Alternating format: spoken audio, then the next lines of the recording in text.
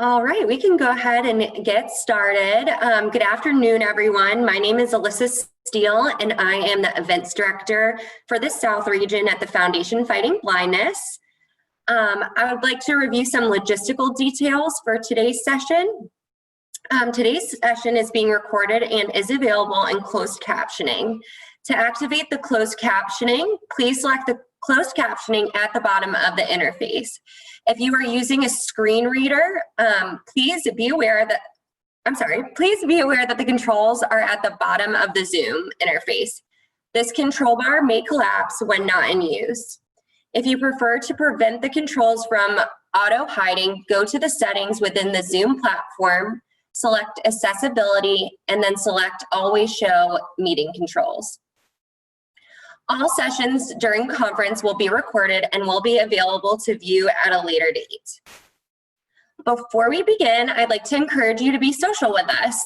So please share your experience using the hashtag Visions2020 on Facebook or Twitter.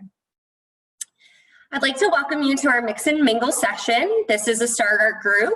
The idea behind this session is to allow you to meet others from around the country that are affected with Stargardts and are facing similar challenges. So feel free to share any of your thoughts, comments, and ideas throughout the session. Since we have about 15 people in the group, so y'all are more than welcome to unmute yourselves to participate in the conversation. So we can go ahead if, I don't know if anyone has anything they would like to, anything in particular they'd like to talk about with the group, and we can go ahead and start there.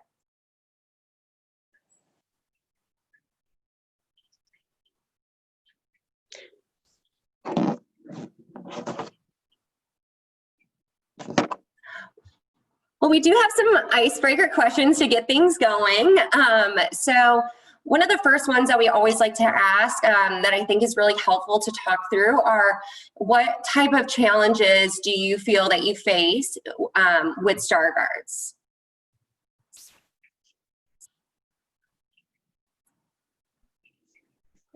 Don't everybody work at once. And again, you can feel free to unmute your microphone and jump in however you'd like.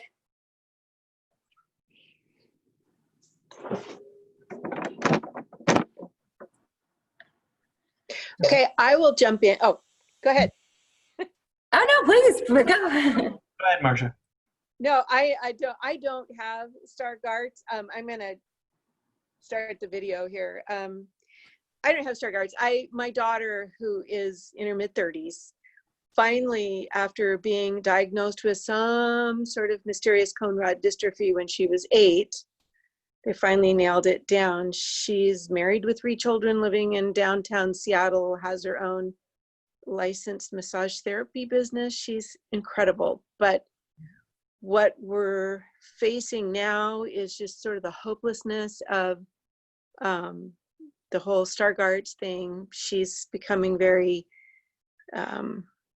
discouraged, and so that's why I'm getting involved. She's been sort of peripherally involved with the organization for a while, but I'm looking to find what other people are experiencing with Stargardts and how they're approaching the clinical trial things and the things that are being done, and how they're managing. I mean, I think my daughter's incredible, but it's hard to hear when your child turns to you at 35 and says, I see no hope. So yeah, that's what we're dealing with.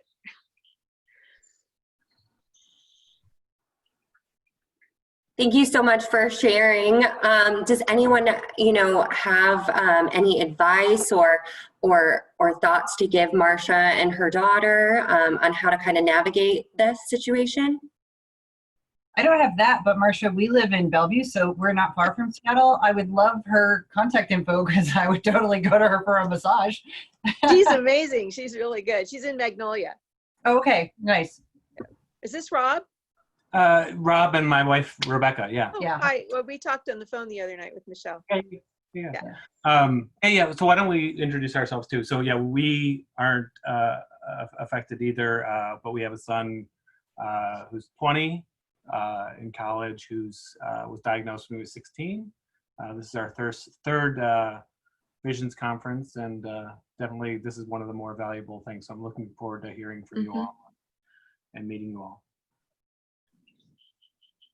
I'm happy to go next. My name is Lawrence, and I got diagnosed with Stargardt's when I was 56. And so my doctor said the fact that I'd gone to 56 without even knowing that I had a problem was a really good sign. But then since then, my vision's been deteriorating pretty steadily. I found out my last visit with my retina doctor that I'm legally blind in my right eye now. And the challenge for me is that I work in high tech. And I'm actually head of visual design for an internet company. And I work on a computer, and I'm losing my ability to read. So I haven't told my employer yet. And so kind of coming to grips with the fact that my vision is declining very quickly. And then I think I'm trying to figure out the process of applying for long-term disability, since I think it's going to be harder and harder for me to do my job. So for me, it's just kind of coming to grips with something that I didn't think was going to impact me that greatly is very quickly started to impact me. And so I'm starting to think about it as, okay, what does it look like to retire young and be on disability is something I never quite prepared for. So a lot of it's just wrapping my head around all of this.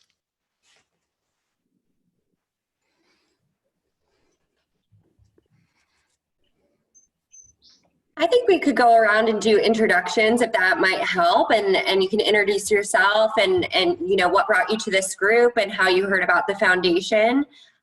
Is there anyone that would like to go next? I'm happy to go next. My name is Mandy Shadwinkle, and I have a 16-year-old son who was diagnosed last year with Stargardt. He is seeing pretty well right now. He's about 20/40. So we're just kind of beginning to figure out, you know, what this is and things that we can do to support him. We've known for about 5 years that he had something different with his vision, but just last year got a diagnosis. I could say something. Am I on? Yeah. Okay. Yeah, my name's Bruce. I live in Chicago. I'm 55, and I got diagnosed with it when I was 40. You know, I had some regular vision problems growing up, but nothing that impacted me at all. And mine's been fairly steady. I mean, it got worse progressively for a bit. Yeah, I can still drive during the day, but not at night. And, you know, I'm just hopeful that there's going to be some form of treatment. I'm probably in a similar situation where I'm, you know, next time I get my driver's license, I may not be able to use it. And I work in commercial real estate, so it's pretty important. But from a hope standpoint, for people with younger people, it doesn't necessarily mean it has to, you know, go away quick, you know, lose your sight quickly. And I know it's a juvenile disease, but I must have had the genes when I was younger, but I've continued to kind of hang in there and work. Bruce, if I can ask a question. So my name is Michelle, and I'm with the Foundation Fighting Blindness. I'm the vice president of our national events program.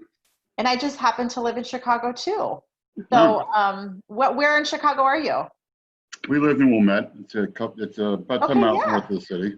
Yeah, okay. I'm in Lake Zurich. So I know we say we're in Chicago, but we're really not. But I'm listing a building in Lake Zurich right now. So I've been out there recently. Well, welcome. Welcome. Oh, nice thanks. to I have you. appreciate it. Love to be in touch. Yeah, for sure.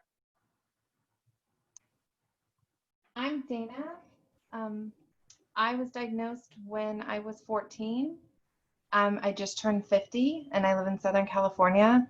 So I can relate a little bit to the other gentleman from working, having to tell my employer and having to go on disability. It's a long struggle. I've had it for a long time. It's gotten progressively worse over time. So I was already legally blind at 14 and it's kind of gone downhill since then. But with the help of like simple handheld magnifiers and large computer screens and blowing up your phone, it's doable. It's not always easy, but doable. So can I ask you a question about that? Sure. So even being legally blind, you're still able to read with magnification? Yes, but I'm pretty much up to like 8 to 10 power, which is, you know, pretty serious magnification. Okay, because for me, at least with my right eye, what I see now, and part of it for me is it's progressed so quickly after not knowing that I had it, that I have to kind of wrap my head around it. It wasn't until a week ago, frankly, that I actually looked at the world just with my right eye. And so that was the first time it occurred to me that I couldn't read anything. So what I see is a big blurry spot in the middle that prevents me from reading anything. And so I'm fearful if that happens to my left eye, how does one read if everything is blurry? You read a letter at a time. I know that that's not maybe the most encouraging, but what I found interesting, so you would think maybe if I went up to a 20 power, you know, my life would be so much easier and I'll just get glasses specially made. But you'll find a sweet spot. So somewhere around 7 or 8 power gives you enough space that you're reading it, but not so big of a letter that you're spelling the word out. And you'll find your sweet spot. It really takes a long time of trial and error to get there. But I've kind of found a 7. Is it strong enough? Not really. But does it give me that sweet spot to deal with context and then tackle, you know, something more specific with some other device or magnifier? Yes. It's a lot of scrolling back and forth. Sometimes I know what I've had to do is like, let's say there's something on your screen and you're struggling to read it or your eyes are tired. If you copy it and like throw it into Microsoft Word and then just tell it to read it out loud, just that paragraph, so you're not constantly functioning with screen readers. I found them, I mean, they're great when you need them, but you know, I don't want to listen to every single word of every single thing that you're trying to do. You're just trying to get the gist or whatever you need and move forward. And I found that's been a little bit more helpful than just a general program of screen reading. Thanks. That's really helpful. Yeah, it's a tough road, but it's doable. It just takes a lot of planning and time.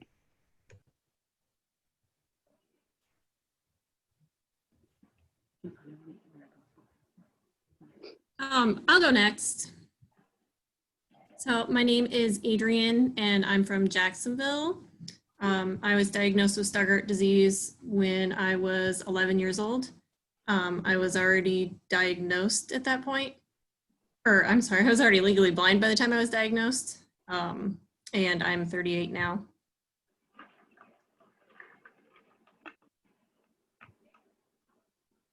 Hi there, I'll go next. So I'm actually from the UK, as you can probably tell by my accent. So I'm just trying to join the group just to get a bit more insight. My brother was diagnosed with Stargardt's disease about 2 years ago. At the moment, his sight's not too badly impacted. He's recently graduated with an architectural degree.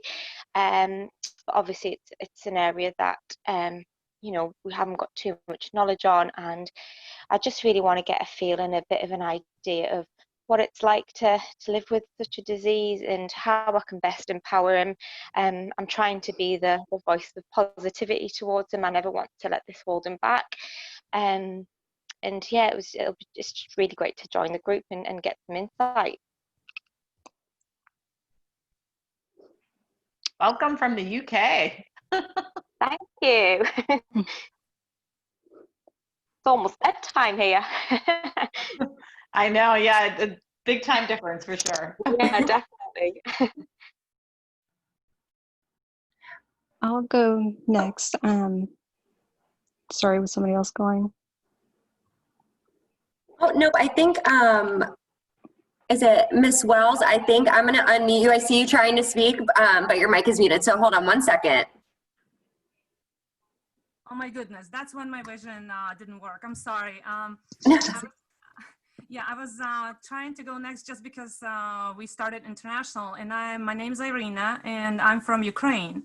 And unlike in America, our medical system is so bad that when I went blind literally over 2 months, well, not blind, let's put it from 100% vision to 20 to 400 over 2 months. Nobody could diagnose me in Ukraine. Nobody could diagnose me. We went over to Russia, and just my parents were like upset and crying because their wonderful, smart child who was so good at foreign languages just lost the vision. But because I did not give up, I kept, learning languages and studying and getting my higher educations with that little vision of 20 to 400. I was on a scholarship in the US, and that's when I got the diagnosis. That's when I got the genetic testing after all. Well, actually, life happened and I married an American who actually decided to come live in Ukraine with me. So we are currently in Ukraine, but we follow everything that's going on because Foundation Fighting Blindness is probably the most progressive source of information that you can get on Stargardt disease. So thank you so much, by the way, for everything you do for us. I was lucky to somehow maintain this vision over the last 18 years. And I don't get the explanation from the doctors, why did I lose it so suddenly, but then could maintain it at this level. I'm lucky to be a mother of three, crazy 3 kids, 11, 8, and 5 years old. And how my vision impacts my life and their life as well. But my favorite book is Pollyanna. She finds positive in everything you do. And I think the positive out of Stargardt disease is that probably my house is the most organized because the mother has to have pots here, spoons here. Nobody else has to move it. So all the things are in the right places in my house because I need to be able to find them. I did not want to waste all of my higher education and experience. So I do work as a translator and interpreter, but I take on jobs in terms of like oral translations or do the audio. And somebody was asking about like some, hints. I have a huge screen here in front of me. And there's my favorite 2 buttons are Control-C and Control-V. So I copy paste everything into Word, and my Word is set up to 30 font. 30 is my smallest font I can read. So basically everything I do is just I copy paste into Word, copy paste into Word. I also have like a digital reader that we got in Canada, I think. I don't know, maybe it's not an advertisement, got prevent, but it helps me. I don't know if somebody has seen these things. I mean, I'm sure you have done this. So it magnifies everything you put in front. Like I use it in the store if I need to read the prices or I can't read the labels. It magnifies, I can't tell if it's like 7 times, 8 times, but it helps a lot. So that's how I managed to cope with my vision and get around and everything. So. Well, welcome from Ukraine. Thanks a lot. Thanks for joining us and thanks for sharing your story. Thank you. Thank you.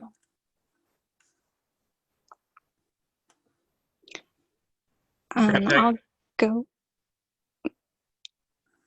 go next. My name is Lindsay, and I was diagnosed with Stargardt at the age of 10, and I'm 37 now.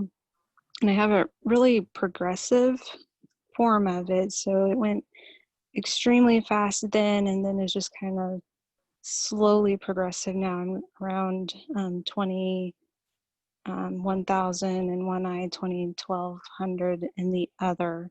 So I rely heavily on the speech. I've used Zoom text for a long time with the speech and am currently learning JAWS, which is, as many of you may know, is a whole different ball game. But so for me, it's just far more efficient listening to it than I am trying to see it. I do have a CCTV at work where I do just small things, and that works well for me.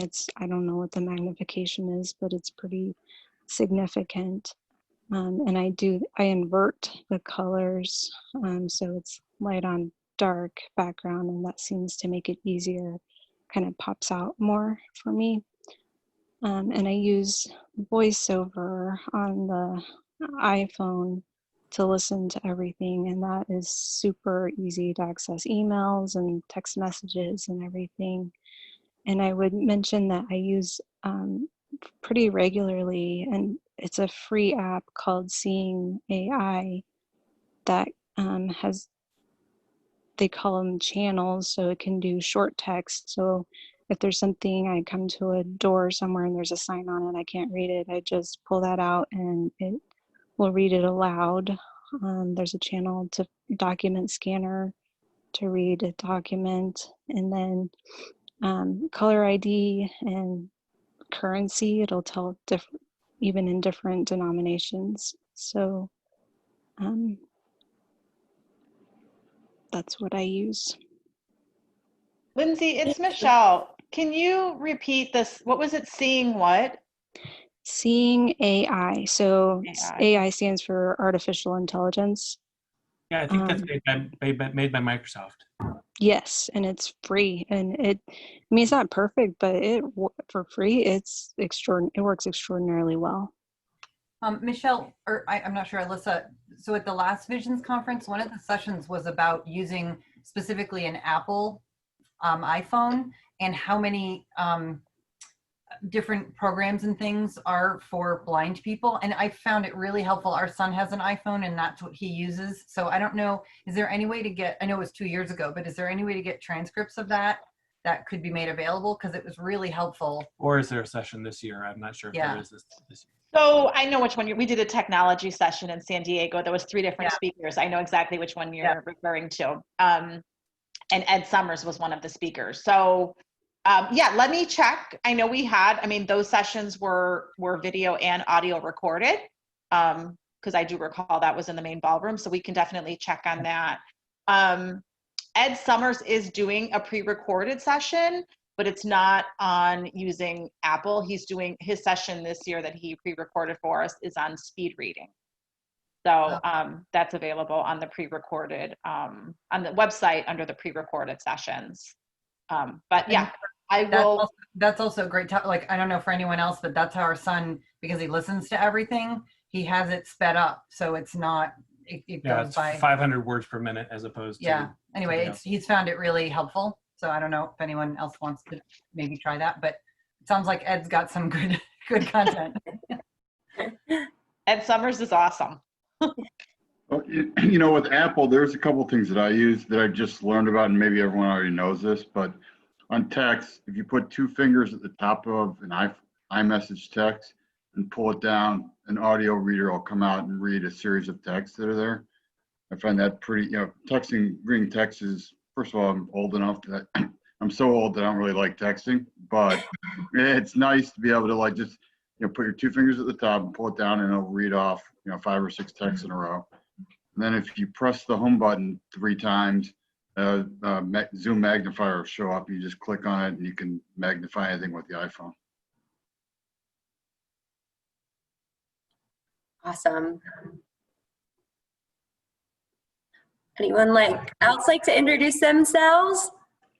Hi, I'm Michael. I've been very fortunate, diagnosed at age 46, 53 now. I'm actually a physician. I've trained in disability and I'm a rehabilitation doc. So I've been working with disability for many years with not necessarily a vision twist, but I have gotten more involved with that. So I'm fortunately working. I've given up driving about 1.5 years ago because I have an odd but pleasant to me variant of the central vision loss that in the dead center I'm actually spared, so I can read perfectly normal in a halo. So I have the circle that I can read and I still function quite well. It just right after that I'm losing a confluent area of central vision, so I don't have any pickup from something coming at me from the side. So I gave up the driving, but fortunately been able to still read quite well and function. I can't recognize faces, so I listen to my patients' names and hear their voices and kind of recognize who they are. But it's been quite nice to continue to work with the concept of now trying to bring in disability and look at more folks who are struggling for their musculoskeletal disabilities in combination with their vision problems, and trying to create a different type of environment to get people to function physically, as opposed to just when you think about when people say, you know, I have gone to vision rehab, what does that mean? Well, of course, it typically means about ways that people are talking today about the vision rehab of reading or amplifying or what have you. I'm trying to combine the aspects of maybe the repositioning of your posture, the way in which we look at things differently when we don't have great vision and we start getting neck pain and start having ways in which we bump into things so we can't see all the areas. And so I'm really kind of putting that together in a more academic component and doing different types of activities in the disability world with people with vision problems. So it's actually been quite nice. So I'm trying to connect to people with the same disease, but more so with, you know, heritable retina diseases, and find out how people are adapting. So I'm always interested in getting people's stories to see how they have coped when they've been diagnosed and how they go forward in their life. Thank you. Anyone else like to introduce themselves? Sure, I'll go next. I'm Christina Maskowitz. Sorry, I hopped on a little bit late. But I got diagnosed when I was 19, and I'm 32 now. So I've been lucky that it hasn't progressed too rapidly. It's kind of gone down a little bit and then would remain stable. But now I'm probably at, I think, around 20/90 in one and 20/100 in the other. So I do, technically I could still drive, but I think it's gotten a little bit worse. So I do have to go in and get that checked. Up until recently, I was working in digital marketing. So it was like on a computer all day. So did a lot of copying and pasting into Word, like everyone was talking about, but then decided to stay at home full time with my 1-year-old. So it's been nice not being on a screen all day. But I also found just Macs really helpful in general. The fact that you can zoom in the entire screen as you know, I guess as zoomed in as you need it was really helpful for my job, because if I was sitting at my desk, I could be on a big screen, but then anytime I was in meetings, I'd have like the laptop like right up here. So that, if anyone hasn't tried that, the accessibility on a Mac is really helpful. Thank you so much. So we have some other, you know, icebreakers that we can kind of go through so y'all can get to know each other and share more about your experiences. So one of the questions we have on here is, where do you go right now for support with Stargardt? Who do you kind of go to or look to kind of help you navigate that?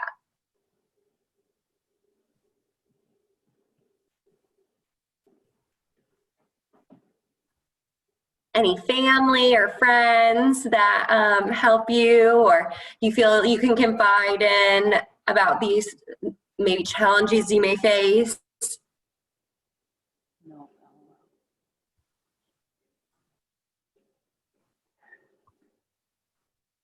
Well, I can say I don't have it, but my son has it. And I know that it's been a little bit of a challenge with him as he's dealing with it. I think he would like to talk to somebody, but you know, he's in college, and I think trying to fit it in is a bit of a challenge for him. So I don't know if anyone who has it has any suggestions, but you know, as someone who's got a family member with it, trying to find ways to support can be a little bit challenging, because you know, they're at the age where it's got to come from themselves, not, you know, you can't force it on them. So I want to help. It's just, he has to want to do it. He's done a good job advocating for himself at the university, and you know, basically working with the disability office and making sure that you know, he needed extra time for tests, so he got some extra time for tests. He's considered getting a note taker for some of his classes yet, but he hasn't pulled the trigger on that one yet. And now everything's virtual, so it's slightly more accessible to him, but yet more terrible because everybody's apart and everything like that. So there's both good and bad about this virtual thing. For the great thing for us, and this has been just a godsend because it was a fluke, our eye doctor happens to have a son with autism and has really connected with our son about it, because he's living with a different ability than a vision loss. But you know, he said to our son, be your own advocate, don't ever be afraid to ask for help. It doesn't mean that you're less than, or so that's been a huge thing for us when we've had problems. We've been at the KCI Institute in Portland and things have not gone well. We call Dr. Clayton, and that relationship has, he's not a therapist or anything, he's an eye doctor, but he's just really clicked with him. So it doesn't necessarily, maybe that's my advice, is if you can find somebody that they can talk to, you can help them connect in some way. That's been huge. Like this relationship that he's built with his just regular eye doctor has helped a ton. That's really great to hear. I know, I'm sure, being a teen and in college is already, difficult. So it's nice to hear that he has someone who feels like he can kind of help guide him through that. I could share because I had a similar situation, but I did not have a doctor who taught me to advocate. And for probably even 7 years, I was trying to pretend like this vision loss didn't happen to me. I'm no worse, no less inferior than any other of my friends who are teenagers and living the life to full. And that was probably a big mistake because my parents didn't know how to support me. We didn't even know what was going on. And probably until I got the diagnosis in the US, and probably now my husband is the best friend. But there's one good retina doctor in Ukraine, and whenever he diagnoses somebody, he sends them to me. So kind of like an informal support group. And that was probably what helping others made me stronger. And that was my support system, let's put it this way. That's really great. Does anyone else have anything that they would like to share, or have someone they would like to talk about that helps support them? For me, it's definitely been my husband. I think from the time we started dating, he was always pretty tuned in to paying attention to what I could and could not see. So if we're out somewhere and there was, a menu written from a distance, he would just start reading it without me asking. So that's always been really helpful. But the biggest part I've always noticed it is at work, where that's where I see it affecting my day-to-day more. And once I finally got over the fact of stop trying to hide it and just make it really known, which I think even having the vision walks, because then it was something where we told, our company, and then they helped sponsor it. And then it was just everyone at the company knew I had Stargardts. Everyone knew that if I walked into a meeting and needed something blown up, that was why. So I think just embracing, letting everyone at work know, but it did really help that I had a couple close friends at work that kind of pushed me to do that instead of just trying to get by with being in meetings and not being able to read anything and just trying to get by without seeing things. Can I ask you a bit about that? The biggest thing I'm struggling with is the fact that I haven't told work. Mm-hmm. And I'm kind of terrified to do that because I know I'd be covered by the ADA, and I live in Florida. I've registered with the state. So I do have some sort of protection, but on the other hand, I know that companies do what they do. And so it's kind of terrifying to let them know because I feel like I'm passing, but I'm at the point where I'm not going to be able to hide it much longer. But the idea of telling my employer scares the hell out of me. Yeah, I can definitely understand that. And I was lucky that the first company I told, it was enough to just get a big monitor. And we never really did anything outside of our desk. So that was enough. And then the second company I was at is just a very good company in a lot of ways. So in that aspect, it was a little less scary, but at the same time, I never did want to think it was affecting my performance. And I did have to make a case for getting a Mac versus a PC when there was a program we needed to all start using, and I just could not see it enough to learn it. And I think when they finally understood, I wasn't asking just to get a Mac versus asking because I needed what the tools could do, that's when they were on board with it. And as long as I could show that I was still kind of keeping up with my work. So I would say as long as you're able to, you feel like you're passing with it. And if there's certain tools you feel like that would help your job performance, just trying to show them why that would help or why you would need that, because with trying to get the Mac, they kept trying to send me all these tools and they're like, well, could you use this instead? And I'm like, I could, but it's going to slow me down. And then when the finance guy finally understood that, they were on board with it and purchased it. Thanks. telling my employer was not easy, and I would say they weren't the greatest, but they eventually got on board. But it took a lot of doing, and just to piggyback on the college thing, I mean, you've got to be your own advocate no matter how hard it is, because that really will get you through. Getting the note takers was a big deal, talking to the friends at college, trying to be honest with my employer to a point, but it was terrifying. It eventually all worked out, but it was a long road.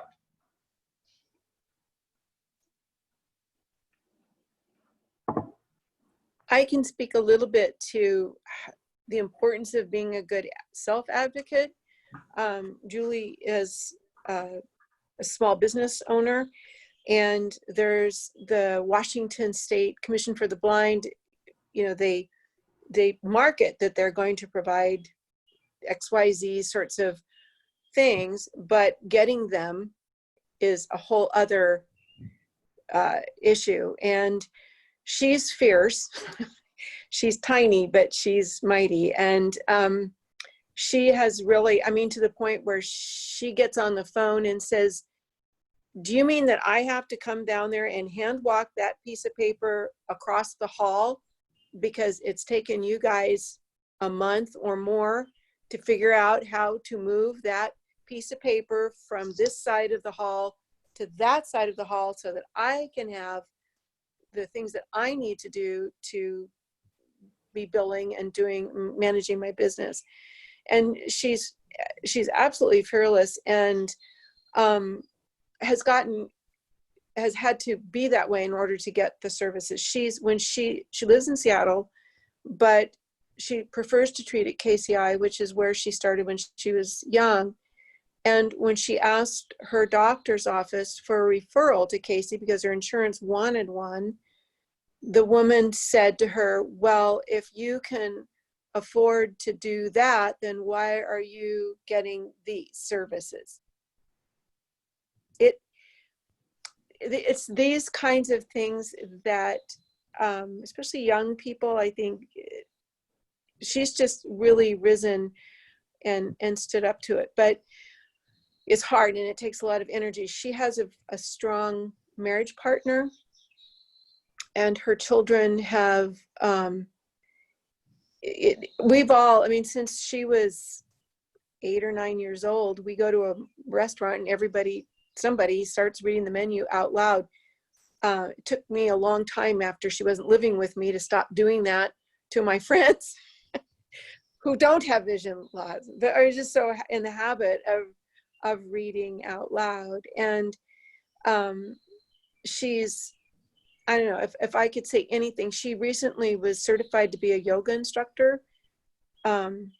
Because she's licensed massage therapist, she can actually lay her hands on people and position their bodies, and that's important to her. Physical body mechanics is kind of her thing. So I don't know where she's going to take that just yet, but her husband just totally supported. They did it together, and there was a group of us that every third weekend would take over their children for 4 days so that they could go do these classes. So, but it also took her getting over herself and asking for the help too. And that's a huge hurdle sometimes, because I can remember when she wouldn't ask for the help. And I've got a lot of kind of amusing stories about that, but where she would not explain to this person why she was asking for this. And so, yeah, that's a hard part, I think, for people.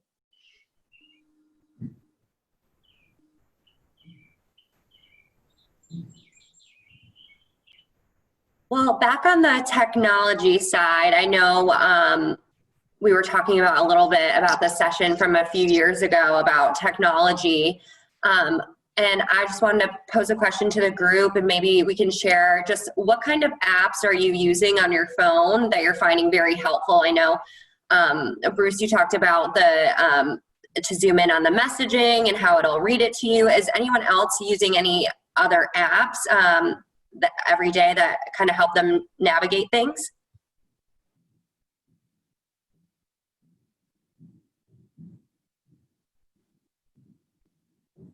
have Be My Eyes. I don't know if anyone else is using that. Basically, if there's something you're trying to see or need a little bit of help, it calls a human being who can see it with your iPhone camera, and they can kind of help you out a little bit. I found it helpful for like if I'm in a pinch for a label, or they'll help you with like a direction. It's pretty handy. I wouldn't say I use it every day, but Seeing AI was another one that I've used before. And there's another one called Microsoft Soundscape, and that one kind of helps more with like a direction and speaking to you. Like, especially if you're outside and you're trying to find something and you're struggling a little bit, it'll help see something far away, or you can listen to where you're at and what's close by. Especially if you're trying to read a sign or something like that. I use the voiceover. It's not an app per se, but on texts, on reading anything online it's just from the iPad, iPhone. Just hold the home button and say, Siri, turn on voiceover. She turns on the voiceover, and I go right to the text or whatever it is. I use it all the time. I don't know if anybody else does as well. Our son uses things like voiceover, I believe, but then also he's doing programming for college, and he's starting to write some programs because he hasn't found that the accessibility aids are doing the right thing for him. So it sounds like some people here copy and paste into Word and want to read it, and so he's writing something that just like lets you select something and read that without having to copy and paste. And so I hope the accessibility aids already have that. He just doesn't know how to find it, but if not, I'll have him share it. My voiceover is on always by default. Occasionally I have to turn it off for one reason or another. I found that it doesn't zoom in voice. I have enough peripheral vision, usable vision, that sometimes I can cheat, so to speak, and zoom, but the two don't work together very well sometimes. But as much as I complain about it, I don't know what I'd do without it. I mean, I've constantly got it on. And since it's built into the Apple devices, at least the mobile devices. Liam, do you want to introduce yourself? Oh, I'm sorry. Yeah, I got in late. I had some problems getting in. Yeah, I'm from Boston. I'm one of the fortunate people, more than 1% or so, that did not get Stargardts at an early age. I'll be 73 next month. And I started getting it about 10 years ago. I started out with a blind ring, and now it's a circle, and now the circle's getting a little bigger. But we were talking earlier about support. Interesting for me that I belong to a racial justice group, and I'm on a lot of Zoom calls for anti-racial stuff, anti-white supremacy, and I'm getting a lot of support from those people. I didn't have to deal with it on my job, but part of what we're doing is building community, and I get people checking in with me all the time. I get, besides having young friends keeping you woke, I can get a little tech support. I have a friend who now pretty much knows how to use VoiceOver, even though she's fully sighted. And I'm getting a lot of help. If I'm going somewhere, you're going to be at the meeting, you want large print? Yeah, okay. We'll have somebody sitting next to you up close to the screen so they can read the graphics to you. So I'm getting a lot of support that way. Plus there are vision support groups around. Yeah, but I've been with the foundation since my first vision walk, I guess, about 6 or 7 years ago. So I think it's great. Did anybody else have trouble getting on the call? Yes. Yeah. When somebody's calling, Katie was busy. Usually they send a reminder. We couldn't find it anywhere. We spent about 10 minutes. Thank goodness I had my husband, who has sight. He finally found it. Yeah, well, I called Katie. She's doing a presentation, so somebody else called me back right away. Very efficient, but it wasn't working. Second time. He said there's only 13 people logged on. It's okay. I'm not the only one having a problem, because I expected there to be hundreds of people. Yeah. But I had something to say about, I know that I even read a book about it, or listened to a book about asking for help. You know, from one end of the spectrum to the other, about people being very aggressive, very passive, about giving help, or asking for help.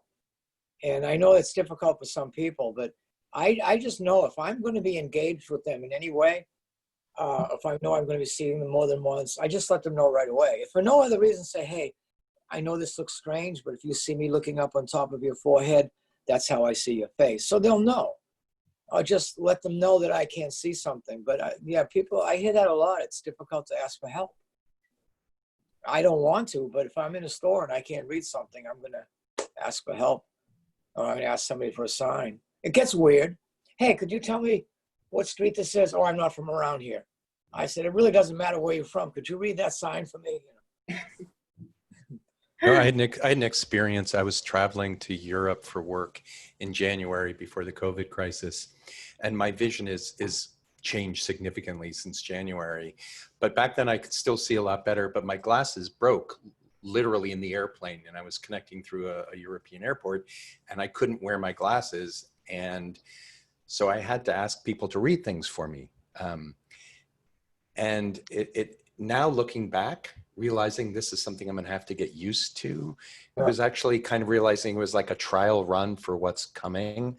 And at first it was very hard, but then it was kind of empowering. Like I could say, I cannot see anything, and it's because my glasses were broken, but there was something empowering just to say, can you help me? Which is, I've never asked for help from a stranger before like that. And now looking back, realize, okay, that wasn't so bad. So that maybe in the future, as my vision declines, I had a dry run and it didn't feel terrible. It was, so it was good to get that out of the way. And I think the next time I get to that, I won't be so scared. It can get pretty strange if you don't, because they're going to assume that you can see. Yeah. Like I've been using my debit card lately instead of handling cash. Plus they changed the software at the ATM across the street, and I had it memorized. But if I say to somebody here, 6275, oh, it's right there, sir. Yeah, I know it's right there, but I can't see it. Could you do it for me, please? Instead of going through that round and round, yes, I know where it is. I know what to do. I just can't see it. I'm blind in the center of my eyes. It's just, I found it's just let them know right up front. They still may not totally get it, but it can save you a lot of confusion. And then there's some interesting moments too. I'll tell somebody I can't read, and then after a miss, no, it's not that I'm illiterate. It's just that I can't, depends on the situation. Because some people are very insensitive to it, and they just don't get it. I said, I need some dish liquid. Oh, it's down there. I said, I can't see where you're pointing. I'm blind in the center of my eyes. I only have peripheral vision. Some people don't know what peripheral means. It's right down here. Okay, could you show me, please? I get down. Here you go. And they point down the aisle. I say, look, I can't see anything in the center of my eyes. I said, all I see is a bunch of colors and things. Could you point it out to me? And then he puts it in my hand, and I'm saying, okay, well, do you have a smaller size? And finally, I just dramatically took my cane and opened it up and went, now do you get it? And they're all different situations. But yeah, I don't want to do that unless I have to. But I guess what I'm trying to say is, if you tell them right up front, sometimes somebody that you're going to be working with to achieve an objective over the next few minutes, or particularly if you know this is somebody that you're going to be having a work relationship or whatever, and it's not just for one, you might as well tell them. Don't confuse them. I mean, that's a really good point, because I think I forget a lot of times when it's not just a work situation. But back when I had my daughter, I joined a mom's group in the neighborhood. So I was seeing these women pretty regularly, or like in our neighborhood a lot, and I never thought to bring it up. And then I would run into them on the street and I couldn't see them from a distance. And so they're waving and I'm not waving back, and then they're thinking I'm rude or that, whatever. And if I had just said it from the first time they all met me, it never would have been a thing. I've learned how to. I still never brought it up. But I should. That's really, really important. I live in a building with lots of people. I'm learning to speak Russian because about 75% of the people are all Soviet expatriates. And some of the first things I learned how to say in Russian, I have poor vision. I see somebody, I reckon, I know how to say things that was important to me for that reason. Yeah. Sometimes I'll just wave at people, even if I don't know them. There's no harm. I do too. You are still lucky you're not in Russia, because I don't even want to bring up how many times I have been discriminated. I'm like walking up to the bus that opens the door, and I'm asking, could you please tell me the number of this bus? Because I need to know where I'll be going. They're like, read the sign and close the door in front of me. And it happens to me so often that I can't even tell you. Or Right. When I was passing the college exam, I walk into the room and they give me the printed sheet of paper and there's 3 questions on it. And if I answer all 3 of them, I get an A. And of course I knew all of them, but I couldn't read the last question. So I asked the professor, could you please read it to me? He was like, you don't know it, get out of here, C. That was it. I didn't get an A just because I knew it. I got a C because I couldn't read it. And you don't argue with that. So you're lucky you're in the US with... But you're saying this happened to you in Russia? No, in Ukraine. Okay, Ukraine. I have a lot of Ukrainian, Belarus. Most of them are from European Russia. But Ukraine. It happens. It happens. Unfortunately. Happens here too. I went to somebody. I said, "Is this the Harvard Square bus?" And he just nodded. And I said, "I can't see you." I even had a can. I said, "I can't see what you're saying. Can't you read?" I said, "I can't read." He says, "Can't you hear?" I said, "No, there's a lot of traffic here. I couldn't hear the 66 service to Harvard." But I know what you're talking about. They can be, and one of the other things that really bothers me, they'll stop a bus, they'll put the ramp down, they'll help the wheelchair get in, they'll strap them in, they make sure it's all set. This could take a couple of minutes, 2 minutes perhaps, but they won't wait 10 seconds for a blind person with a cane to get a seat.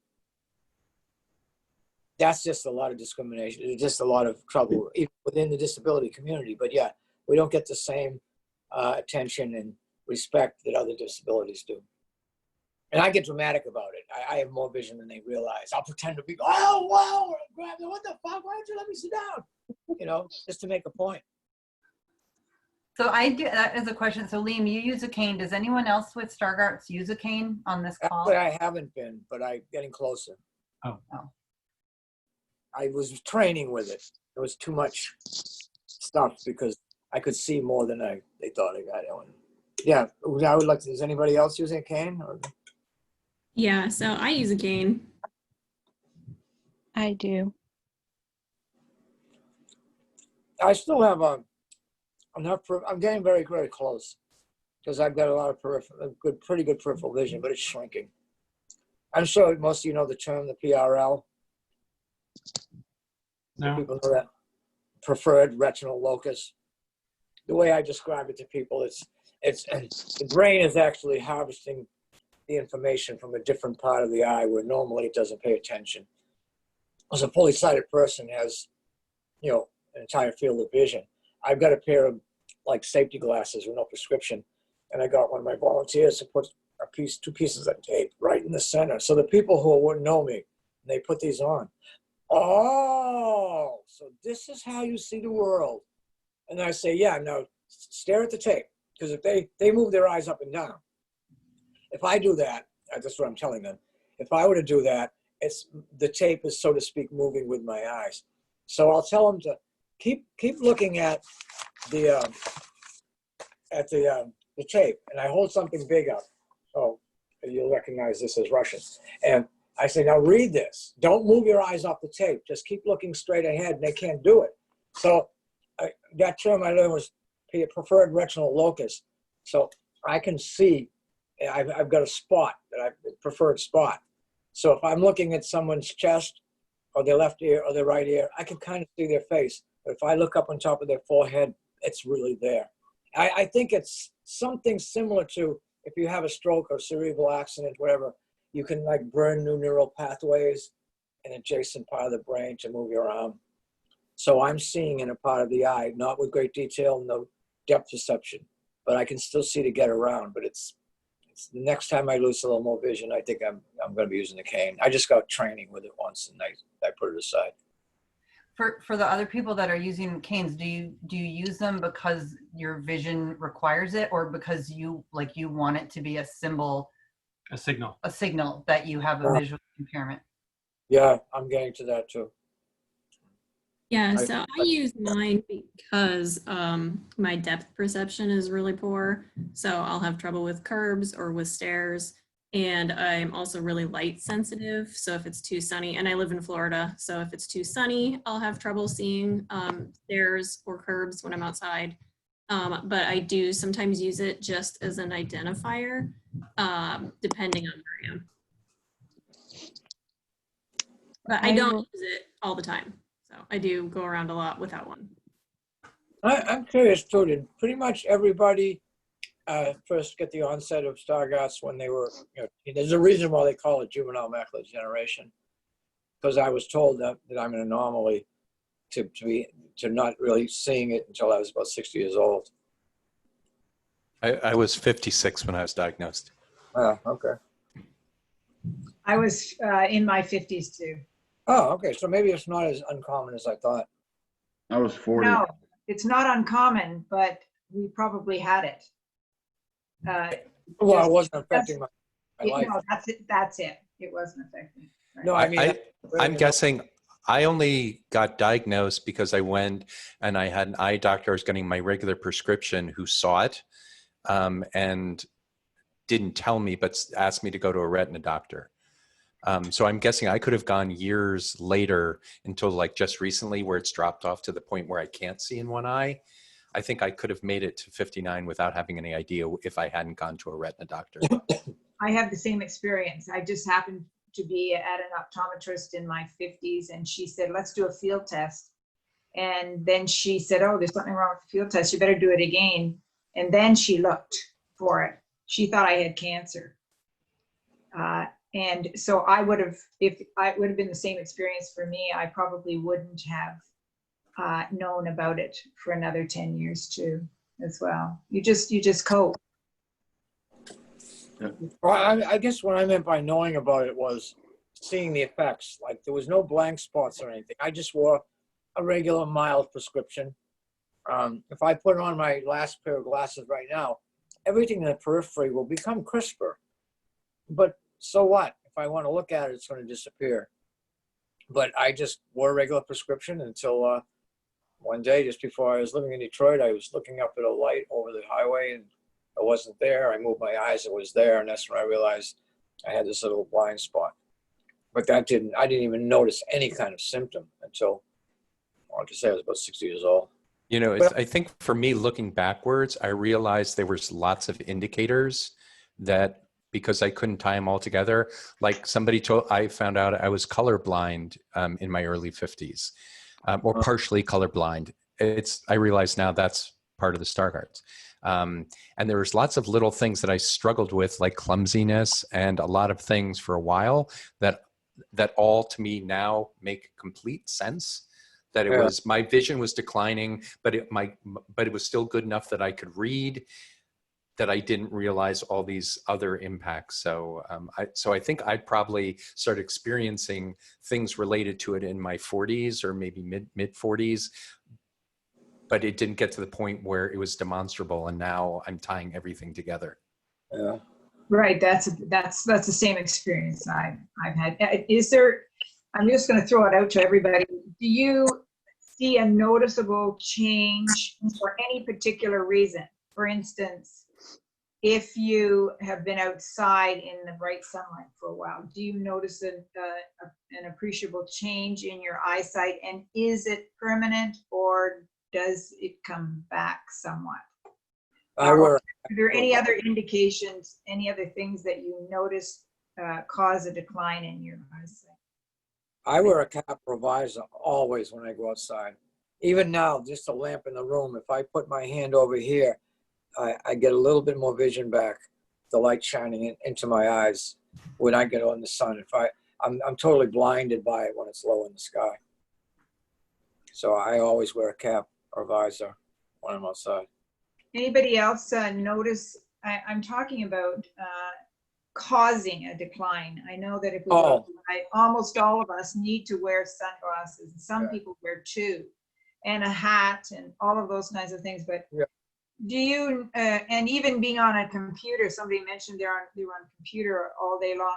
Do you notice a decline then in your eyesight if you've been on the computer a long time? That's a bright light, or outside, even though you've got your sunglasses on. Is that an experience anybody else has?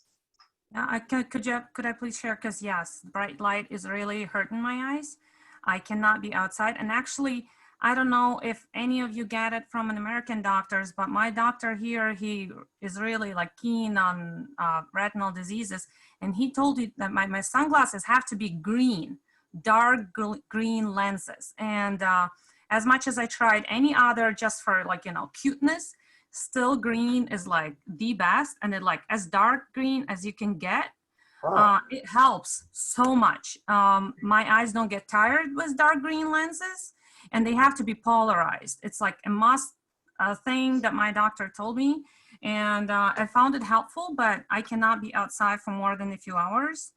And I've noticed an extremely like big change if I get a flu. God prevent to be sick. I think you're right. Yeah, I mentioned that to an ophthalmologist at another. I'm from Canada, and we were in an FFB conference, and I mentioned it to a retinal specialist. I said, you know what? If I get the flu, if I get sick, I notice a big change. And he flucked it off. No.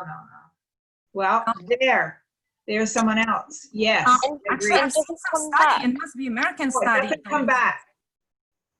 So when you say, for example, when you do have the flu, does your vision go back to what it was before you had the flu? No, it's just irreversibly going worse. And that's why what happened is that since this disease is so rare, my retina specialist here is very interested in me as a guinea pig. And every time I have a flu, as soon as I recover, I ran to him. And he said that my retina swells a lot after the flu. And so what he helped with, this is not by any means any advice, but what helps me is that he gives me like urine draining pills. I don't know how to say it correctly in English, to just get the water out of the system, because somehow during the flu, my body retains the water more than normal. And that seems to be helping a little bit, because there have been flus in the past that I would lose vision, and no, it's irreversible. So I can't get it back. Wow. So it's just basically trying and really experimenting on myself. But I mean, if it helps, I'm ready to do it, So absolutely. Yeah, try anything. So that would be a water pill. I forget. Somehow the retina keeps too much water in this upper layer. I did the OCT right after that, and my retina looks much more swollen on the top layer after the flu. And that's what we came to the conclusion with him, that let's try to drain the water out of your tissues and cells, and kind of like the retina. Then we do the OCT in a couple of more days, and it kind of like layers back on. So what is the OCT? I'm sorry. Like a CAT scan of the retina. OCT is in English. I don't know what it spells out. It's a CAT scan. So does it? No, it's Brad, do you know what OCT stands for? It's a tomography. T is for tomography. OCT. I had it done in the US for the first time. It's very common. I forget the name of it too. But OCTs, every retinal specialist does OCTs. Yeah.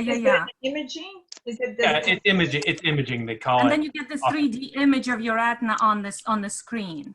Is probably for ocular. You get a bright light that's flashed into your eyes. Yeah, it's like a red light, and then it scans from top to bottom, and then like this, and then on the screen you get a 3D picture of your retina. And okay. We have that in the UK as well.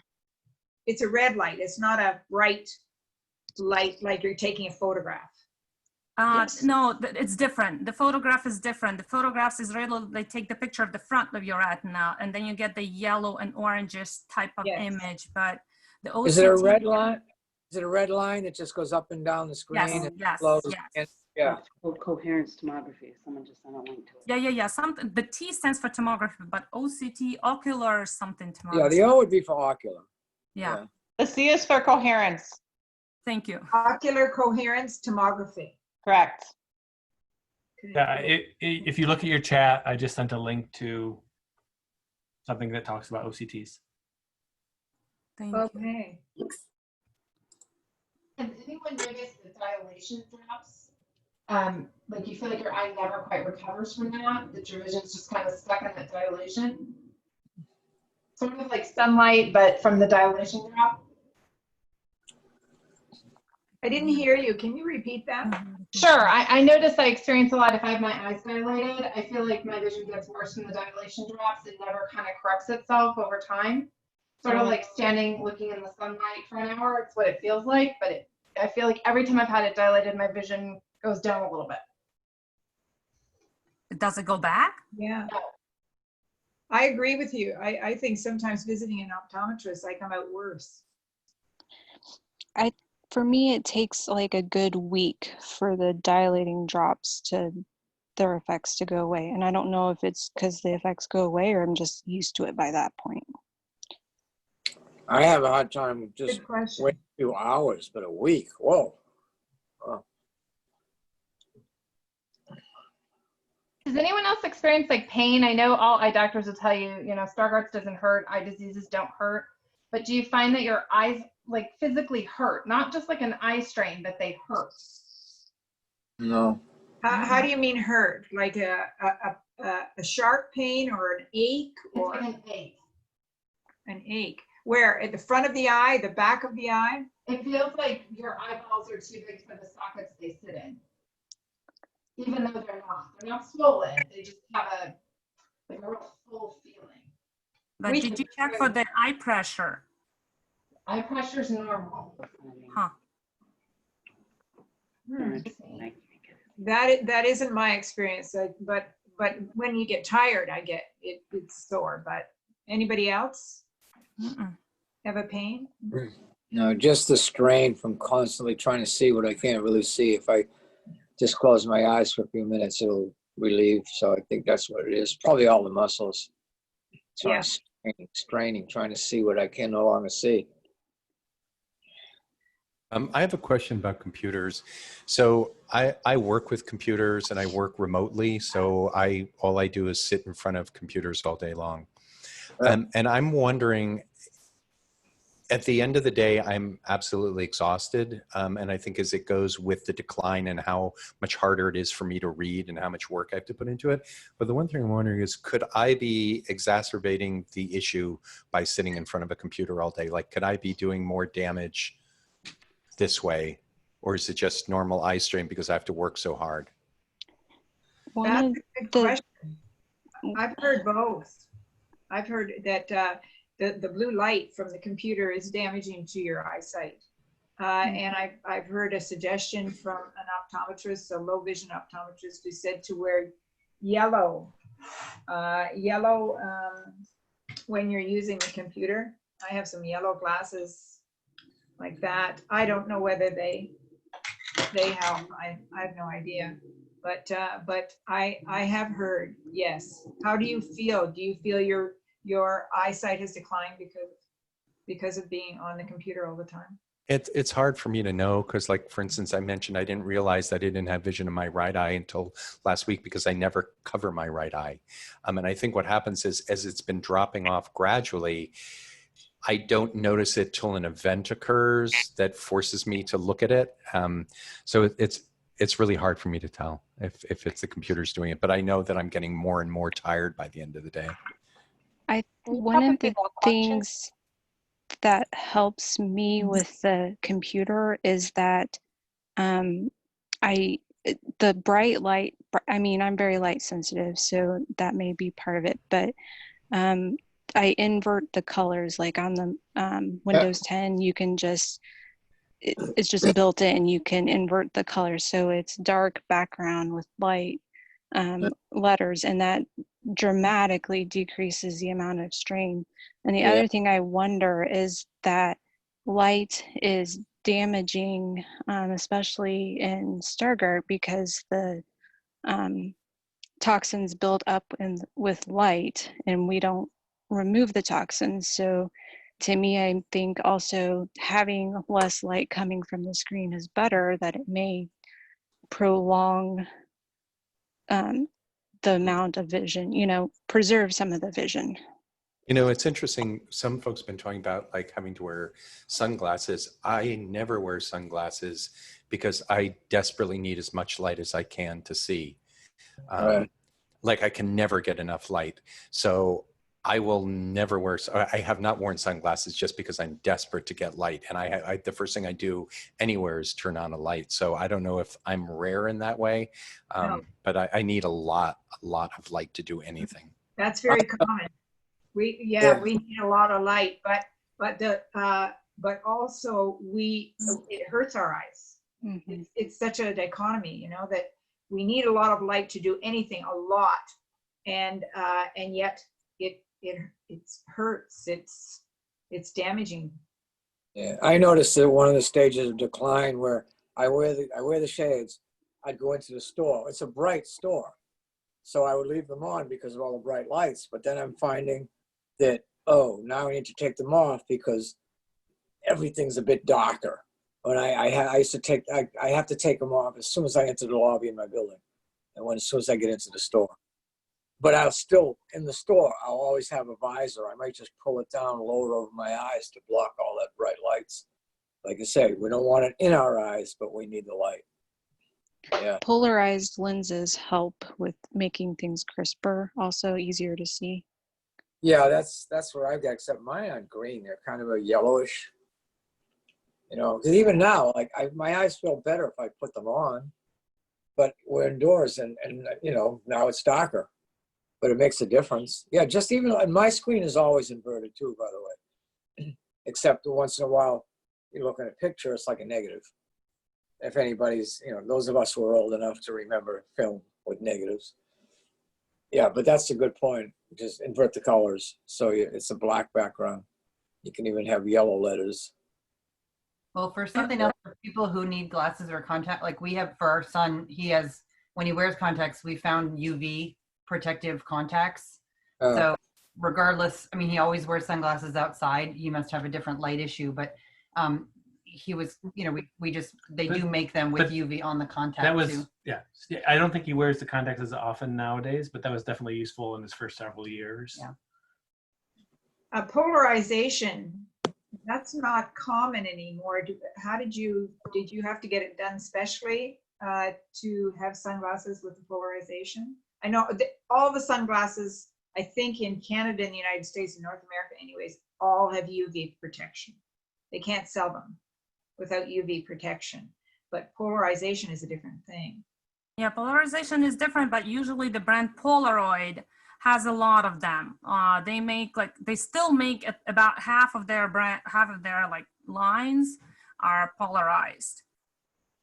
I found a cheap brand at Dick's Sporting Goods. Like, they work really well and they're like $12. So if you lose them or break them, I've looked for polarized sunglasses recently too, and actually have found quite a few. One company is called Eagle Eyes, and they have some even like for when you don't need them actually to help it be so bright, but just like night driving glasses, they have some of those. Even companies like Oakley's and Ray-Bans have polarized. You may have heard of the company Two Blind Brothers. They sell some sunglasses. They're polarized and UV protected. So, and I have a son who's 16 who has it, so he's a little bit picky too about wanting them to look like everybody else's sunglasses, so that you know, it's not so obvious that he stands out. So we've tried to look for ones that are still sort of in style, but have all of the bells and whistles that we would want to protect his eyes. Are these all online? Yeah. Yeah. And Eagle Eyes is really great. They have a 12-month warranty. And so like one of his glasses, the screws came out of, there's like places for 3 screws, and he only had them for like 6 months, and they sent us a replacement pair right away. So, you know, they're a little pricier than just sort of typical sunglasses, but we have found some for like $80 or so. And what does the polarization do does it help protect a person with Stargardt? It basically helps from a glare, so Right. It doesn't hurt the retina. Right. it makes things more crisp for me. Like, things are just easier. They pop. They're easier to see. And do you use green too? No, I just found them at Dick's Sporting Goods. They're $12. Yeah, Dick's Sporting Goods. Yeah. Do you use green glasses? Because I mean, polarization is a. I haven't heard of that. No. Well, mine are green and polarized, Mm-hmm. but I mean, I found them here in Ukraine. I think these are Polaroids, but I have a few. I mean, once I find them, I buy a few just in case. And I also have a pair of glasses somewhere. They are like pharmacy made where the lens changes the color depending on the light. I find that comfortable in the stores. For example, like depending on how bright the light is, it gets darker, and then when it's cloudy, it's not as shaded as it is. I don't know how those glasses, how the lenses are called in the US, but I'm sure they make them, if they make them in Ukraine. Has anyone heard of that brand? I think it's N Chroma, that they're supposed to make sunglasses for people who are colorblind. I've been curious to try them because I didn't know if, since our color blindness isn't just regular color blindness and it's from Stargardt's, if it would actually work. But supposedly it's supposed to kind of correct it. But they're like $300 or more, so I haven't taken the plunge to test them out. Where did you see them? Somebody had sent it out at work actually one time because I worked for digital marketing, and there was ads of like people putting them on who had been colorblind and never seeing colors, and then the ad shows somebody seeing colors for the first time and then getting very emotional. So I can send out the link to it, but when you go to like purchase them, you like take a colorblind test, and then it's supposed to say like which kind you would need. My issues with color are just contrast. If the colors are very similar, they can blend. But if they're very, very different, then they'll stand out. Has anybody used an e-sight? I did when they were still kind of new, and I had more vision than I did. They were coming around, came into Boston, and I tried them on. It seemed like it corralled some of the peripheral vision and brought it in. But I was seeing them on Facebook for a while too, and the major complaint was they're way beyond what most people can afford. Yeah. I don't know if that's changed, but and of course they were still in the early stages, so you'd have to walk around with this big contraption. But if you were just going to be looking just in your home using something, if you're outside, people are going to be calling you Geordie or whatever those. What was that guy's name on Next Generation? With our Burton character, yeah. Geordie, yeah. Yeah. No, I was thinking about too, back to sometimes the sensitivity issues that I run into. When you're explaining something to somebody and you just want them to know, like I'll be looking at a bill, I'm looking at it peripherally. And the people who know me will just say, oh, that's, it's a tantalum or something. But I'll explain to them that I can only see peripheral vision. That's why I say I can't see your face either. I'm blind in the center of my eyes. That's why I'm looking at the top of your head. And they'll laugh. And then I was talking to somebody about it. Oh, well, no, it'll be easy. It's a nervous laugh. I say, okay, so I'm supposed to be easy with them who just laughed at my disability? What if I said, oh, it took me 10 minutes to get up those stairs. I had to sit on every step and look. Would they laugh? I don't know. And the ones that go, oh yeah, I know exactly what you mean. I'm blind too without my glasses. No, you're not. No, you have the privilege of putting on some lenses that will bring your eyesight into focus. I get asked that a lot. Even some people don't even know what the word blind means. Again, I had an oczki mnieni pomagają. You might know that, right? Glasses for me don't help. Because people always say, do you have glasses? I said, no. If there were glasses for this, I'd sell dope. I'd sell drugs. I'd do something. I'd get the money. There aren't any glasses for this. Blindness means nothing there. It's amazing if people don't get there's nothing there. That's why I sometimes carry around those glasses and say, here, put these on. Oh, now I see. Because I can pass. I can walk around okay. For the most part, I'm getting to where I got to be careful. I can trip on things. But those I find to be very insensitive remarks. You just described your disability and somebody laughs. Can I bring something? In Kiev, in the capital of Ukraine, they just recently opened a very interesting museum. It's called something like Too Dark. Strange name, doesn't matter. What they do is that the tours are for no more than 4 people, and they completely blindfold you. And there's like exhibits called architecture, and you literally have to feel all the objects and guess what those objects are. And they're like some recognizable, like, Eiffel Tower and things like that. And then they have the other object where there's like substances and you need to feel them.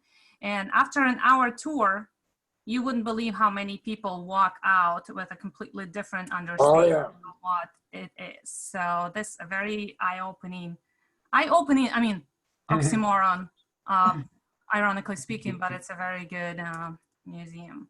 Yeah, here in Seattle, the FFB here, we had our, I participated in my first Dining in the Dark. Dining dinner. in the dark. Yeah. I know that a number of people do that around. We're basically, yeah, you're blindfolded and you eat a couple parts of your meal without your vision, and it is eye-opening. About that change in perspective, earlier on, there's a place called the Carroll Center for the Blind in the Boston area. You can go there for, I think what they call independent living. I was in the program. I didn't know there was a tech program. But that's where I got my mobility training. So I'd go out, and the things that we did, if you weren't blind, you were blindfolded.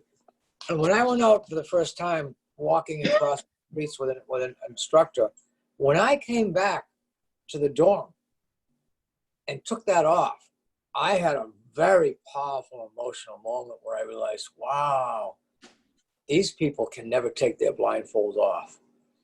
That really impacted me. I think that's similar to what you were saying. They felt very differently when they went out after not being able to see for that hour or two. Yeah. Yeah, we actually did something my first class in college, which ironically enough at the time I didn't know I had a vision problem, but they blindfolded us all and took us around the train station in Philadelphia because I was going to school for audio engineering. So it was to show you how to really tune in to your hearing. Didn't know I would start to lose my vision later, but it was pretty eye-opening. I was fencing too over there, which is why when I first got there and I looked in the room through the glass, I said, I don't believe this, blind people fencing. And then I heard this voice in my head that said, use the force, Luke. Your eyes may deceive you. But it was weird just to get that sense of what I did. I really heard that. I heard Obi-Wan. I realized that there's a lot of different techniques, you know, just as you're tapping the cane, tell me when you come to the driveway, because the sound would take longer to reflect back from going against the building to way up a few hundred feet and back. So I'm glad I got that training. But for a while I was using it and I didn't really need it. And it wasn't yet enough for identification either. So but I'm getting close. I've been asking if anybody knows. I think the NFB, the National Federation of Blind, they have a telescopic kind of cane instead of the ones that you fold. Anybody using those? Are they sturdy? You know what I'm talking about, where you just push them inside and they telescope instead of the ones that fold into like 6 things in you with a little band inside. Is everybody using the ones that fold? Yeah, mine fold. Yeah, because I've seen a few. Yeah, I've heard the telescopic one collapses easily when you're using it. So yeah, they just slide inside each other. Yeah, that's what I've heard too. This is Alexa from Springfield, Missouri. I heard that the telescope cane, if you don't, once you expand it from, you know, when it's collapsed and then you expand it, you have to turn it, you know, to tighten it. And if you don't tighten it enough, it can collapse. But how does it actually collapse? Doesn't that take, you have to push them down inside each other? Oh, you well, mean it would collapse. If you're walking and you're using it and maybe there's a lift in the sidewalk or something like that, uneven surface, and the cane, you know, hit that. And if it isn't tight, then it can collapse. So it'll push it up inside. Yeah, yeah. That's good to know. Yeah. I use a folding cane. I usually use it at night, although right now I have something else going on. I don't know what it is. That it's. I hope it's only temporary, but right now the lower part of both of my eyes is having some strange colors going on. I don't know why. And so it's blocking my part of my vision. So if I have to look at the ground, I have to literally tilt my entire head all the way down rather. Before this problem I have, I didn't have to do that. I didn't have to tilt my head all the way down to look at the ground. But now I use the cane because of this condition that I have now. So that's permanent? Because these aren't the ones where you have episodes where the wavy, flashy lines, but then they go away in about a half an hour. Those are awesome. No, not floaters. This is 'Cause those something else. Yeah, because those are ocular migraines. I was getting them off and on over my life, even when I wasn't experiencing vision loss. No, I think there's something else going on. I've been going to, I went to an eye doctor yesterday and I saw a retina specialist, all that. And they said, well, there's nothing else going on apart from Stargardt's, but there's nothing else going on with my eyes. So it's something else that other health situation, which I don't know yet until they do some tests what it is. But there's some debate as to whether that's originating from the brain or in your eye. The ones that I'm talking about, they call ocular migraines, but they just come for a period and they leave. This is from the brain, so I think there's something else, along that line that's going on. I had one just the other day. It's typical 15 or 20 minutes, it peaks and then it goes away. So it's psychedelic. Scintillating scotomas. Well, I had one of those. That was terrible. That only happened. Yeah. Those are horrible. At that time, I went to the emergency ward. I felt like my eye was full of fluid. Oh. It was moving around. But these are just, I had in the past, when I was working, I just had to stop what I was doing if I was driving. It would just come on and resemble like when you see the heat waves over a hot road or like a mirage in the desert, the wavy lines. Yeah. Wow. Yeah. Very colorful. They would occupy an area and then it would just disappear in about 15 or 20 minutes. They're very benign, but that one, that's that one that day. sounds scary. You have that while you're driving. Wow. I have that permanently. Well, it doesn't in happen the center. quick. I mean, you can sense it coming.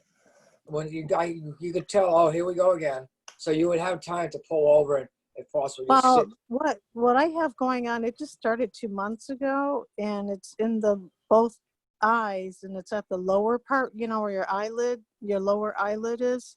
Yeah. Along there, and is, different colors, different shapes. So I think it's more the brain. I hope it isn't a tumor or anything, but I don't know. So hopefully Probably an optic nerve signal, the way your brain is actually processing the information. Yeah, well, this suddenly came on 2 months ago, so I don't know. I don't know. I feel dizzy, not the room isn't big, but physically I feel dizzy. Yeah. The good thing is you're getting it looked at right away. You've only had it a couple months, so the sooner the better for every problem. Well, yeah, but it's been so frustrating because nobody can tell everybody I talk to don't know what it is. So I'm going back to my primary care and see if I can have other tests like CT scan and just other things just to see what's going on in the brain area. Yeah, that's so strange.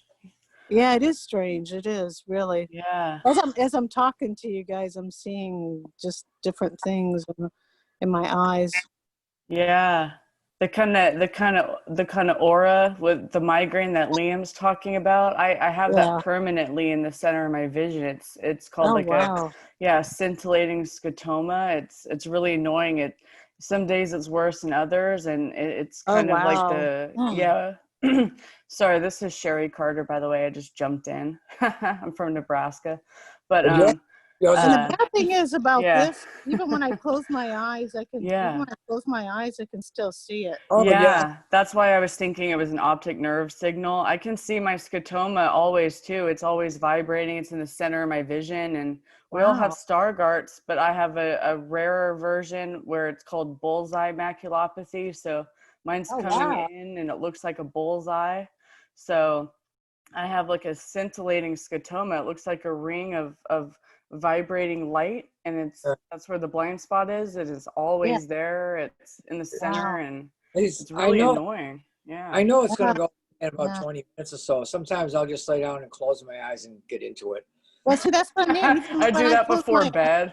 It's kind of a psychedelic experience. It kind of is. I don't like it because I want to sleep and I can't sleep with, Yeah. because I can see this, and it's kind of makes your anxiety worse some days. Sometimes you wake up and you're like, there it is. It just reminds you the And then second you it's wake worse. up, I have a problem. It's so Right. annoying. Then it's worse when you go into a store that has all those fluorescent lights. Yes. And like As if I you definitely couldn't have more lights in your eyes, right? right? Exactly. Yes. It's Yeah. so aggravating.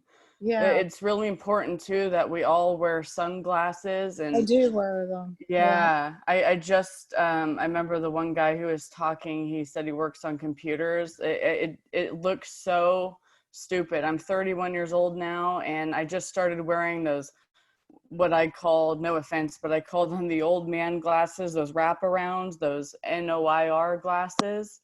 They fit right on top of your prescription glasses. They're huge. I look like I Oh, can't. wow. Yeah, they, but they look stupid. But you know what? I was realizing either I wear sunglasses and I can't see because now I have dark and I'm outside and I don't have my prescriptions on, or I'm wearing my prescriptions but I'm not getting sun protection. But you know what? Like, you know, comfort over how I look, right? Like, exactly. I'm a single, lonely introvert anyway. Who cares? So I put those big old bad boys right on top of my glasses, and oh yeah, I get a little bit of vision correction, and you know, that's the biggest thing. I've been doing a lot of research into Stargardts and reading a lot of clinical paperwork, and the biggest thing that degrades our vision so fast is the sunlight. Oh yeah, definitely. So bad, yeah. So I mean, everything is blue. Yeah. I wear sunglasses out, definitely on sunny days. I also wear them in the store because with that fluorescent light, it's actually too much for me. Yeah. And sunglasses, it makes the difference. It does. It really does. Some days, if I have to be in front of a computer for a while, I'll even wear some lighter looking sunglasses in front of it. I have blue light filter on my phone. I've turned everything, put like black background with white text. It helps so much. Yeah, I found that the black background with yellow text is even. Does it? They said that's the optimum. Yeah, I tried yellow. It doesn't help me, but a lot of other people it does. So do what the hell helps. Yellow or Alexa, good. Where do you live in Nebraska? God, I just moved here. I live in Omaha. Oh, okay. Yeah. I lived in Nebraska for my first 40 years. Did you? Yeah, and my son actually has bullseye maculopathy. That was his first diagnosis before we knew that it was a part of Stargardt. Oh, cool. I haven't met anyone else with that at all. Yeah. So do you have somebody who's your retina specialist in the area? Well, it's funny. I just moved here in February, but I spent my entire first 30 years of my life in California, and I'm still, I haven't moved my medical here yet, but I'm about to, because I have one of the best eye doctors in the country. He does a lot of the clinical work and everything. His name is Dr. T. Lander. He's in Sacramento, California. Oh, okay. He also works for UCSF or UC Berkeley, and he's a teacher. He goes over to the UK often. He does a lot of the work with Foundation Fighting Blindness or something similar to them. And I'm about to go do another, because I just had a blind spot come in, because they haven't really been in until very recently. I'm about to see him in a couple weeks. I've just been not actually wanting to even move my medical because I have such a good eye doctor, and. So Iowa City is not that far from you. Yeah. Ask your doctor about that, because there's a doctor there named Edward Stone. Heard of him. Yeah, he's really well regarded. And when we were in Nebraska, we had an appointment. We went to the Mayo Clinic, but they actually, from what I heard after we went there, actually Ed Stone is better regarded than some of the doctors at Mayo Clinic. So if I were you and in that area, that's where I would be looking. Oh, good. Okay, I've been this nervous about it. This is Lindsay, and I live just north of Kansas City. Oh, cool. And I've been going to Edwin Stone since '93. Nice. And he is, I can't say enough nice things about him. He first of all, he cares about you, but I mean, that means the world, but then he's also doing all this research, and he, I would say, if you're anywhere in the Midwest, that's where I would go, because he's doing a lot of research and he's having a lot of success, and hopefully will be going to clinical trials soon. He's been working with the FDA for many years now, so Oh, it that's should be great. going into clinical trials. Later this year, I'm moving to Des Moines, Iowa. Later this year. Oh, wow. I'll be at least that much closer to Iowa City. So I've heard of him. I heard that he's very, very good. It's a 5-hour Does he drive. take all different kinds of insurances? Yes, yeah. Oh, amen. that's Because good. I'm a starving student, you know what I mean? So, Sharon, Question for if you don't mind. Sharon, you said that you lived in California? Yeah. Oh, yeah. I used to live in Southern California. Okay, yeah, I lived all up and down that state. I mainly Oh, wow. lived and grew up in the Bay Area, but I also lived in Okay. Ventura for a really short time. Yeah, okay. I know where that is. Yeah. Wow, yeah. Like in Southern California, they have a lot of good services for visually impaired and blind. They have the Center for the Partially Sighted in Culver City, and Jules Stein Eye Institute, and that's at UCLA. So they have a lot of great services there in California. Even up in Northern Cal too. They have the Lighthouse for the Blind in Northern Cal. Yeah, I just heard about that recently, of course, when I left, but you know, the Society of the Blind in Sacramento helped me right before I left. They got me, and you know, I know like our disease progresses, but don't let people say that glasses won't help you out, because you can try and try and try. There's a lot of special glasses for us with Stargardts. I got some reading glasses that were rather thick, okay, but who cares how they look, right? They weren't as thick as they could be either. I'm still like in the beginning parts of the progression right now, but I got some reading glasses, and the doctor there really understood Stargardts, which is hard to find. And he showed me, you know, he did a measuring distance of how far with my reading glasses I could read physically, which is my biggest sadness. I'm a huge bookworm, and not being able to read a physical book is really hard. I don't want to do audiobooks. I don't want to, that's just, it breaks my heart, you guys, you know, and I know, so, but if you read too much, you have to be careful, because if you read too much, then it's too much of a strain too. Oh yeah, For take physical breaks, books, take have you breaks a tried, lot. Have you tried your local library for them? Because my library said that they would order me any book in large print. I was just thinking of doing that recently. Yeah, for me, I'm still at the spot where my blind spots are strange. It's, you know, every other letter is gone. So even if I blow things up in bigger print, it's just a bigger letter with pieces missing. So it's kind of like I'm in a strange spot. But yeah, that's good, because I just learned the other day, like, oh dude, I didn't know I we just could started do reading all big those. I was like, print. this is so much easier. It's actually kind of fun having the big print. I don't know why. You know, Oh, I yeah. also learned about giant playing cards. They have big giant playing cards. It's amazing the stuff they have. But yeah, I have a playing card. You have large print on it.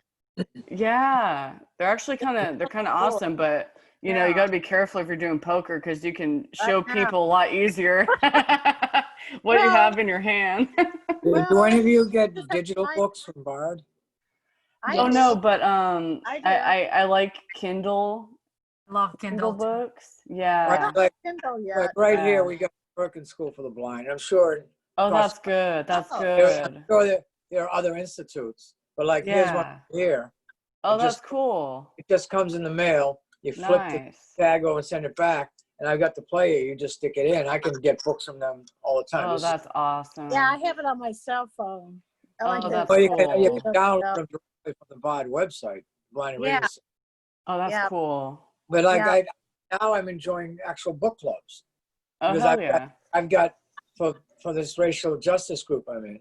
We're reading That's a lot. cool. One That's here cool. has white fragility. Okay, but the thing is, the ones that aren't available in audio, I've got people, some of my members, just either recording a chapter 2 and sending to me, or call and read it to me. That's the earlier in Oh, the that's call. cool. You can join up. Have you guys heard of Bookshare? I just had recently one. did. Yeah, you pay a membership every year. Oh, yeah. I think it's like 75. I haven't joined it, but Oh, wow. yeah. I have 6, 8 of these right now, and you can keep them. It just comes in a little cartridge in the mail. It's free. Oh, you can keep it? You just take the little label off the top and turn it around and send it back. The magazine, cool. like somewhere Potomac, I think maybe in Washington. But the rest, I just saw that around the country there have to be, in each state I thought there would be some institution. I happen to, in Boston, I happen to be close to a lot of these places, including the Mass Eye and Ear Infirmary. Yeah, that's cool. American school is here, but I'm sure people in other parts of the country are also must have some source where they can just get these. They send me, I get the reader in there. Yeah, but it's an adjustment to have to start listening to books. I miss reading. Yeah, I'm such a visual learner too. That's my problem. I'm very visual. Me too. And that's the thing, is that when you read, visually read, and you have to stop and then, like you said, rest on that and then read again. It just takes a whole lot longer, is the frustrating part of it. You got to go and rewind 5 seconds, rewind 20 seconds. You get all ADD and shit. Yeah, I'm like looking around the room. Yeah. That's part of what this adjustment I had to make. But the other thing for me is when you're reading, physically reading, you're engaged with the book. Yeah. If you're listening, and I happen to be a highly ADHD person. But if you're listening, the mind can really wander because you're looking at things. That's what I was doing. I was like playing with the blind spot and shit. I was like, sorry you guys, I cussed a lot. I'm sorry. But that's why I tried not to jump on for like an hour. But I was trying to listen to an ebook and I was like looking at the doorknob and I'm like, oh shit, it disappears. Looking at the doorknob, oh, I'm making it disappear. And then I was like, oh wow, I'm a chapter away, and I was sitting there playing with the doorknob with my blind spot. I was like, there it is. There it isn't. There it is. So is this relatively new for you? I mean, to be doing what you just described, it sounds like this is a new thing in your life. Is the fact? Well, it was really strange. It's a little always worse for me in dim light. I need like a whole bunch of lamps on for the blind spot to be kind of small. But I actually didn't know I was adapting and moving this blind spot out of my way for a couple years before I got diagnosed. I was diagnosed at 28. I'm now 31. I haven't been able to drive at night any longer or anything like that, but it's just been progressively getting worse. Like I have that little scintillating scotoma I told you about. I have a blind spot that's just starting to come in bigger. I have another smaller one off to the left of it. And I also have a ring of lights. It looks like ringworm, but dots of lights. Yeah. Also. Do you guys have that too? Is it just me? It's always there. It's like some dots that just come in sometimes too. They're like, they could have sound effects if you wanted them to. Like, like a disco effect. Yeah, it's like, what is all this crap? Like, what is all this? Well, this other I do have that I told you guys a few minutes ago. I think this is entirely different. I just hope it isn't something, too serious. Yeah, I don't think it is. I think it might be more like an optic nerve signal to the brain, like some sort of, not to sound scary, because damage sounds scary, but some sort of nerve signaling process to the brain.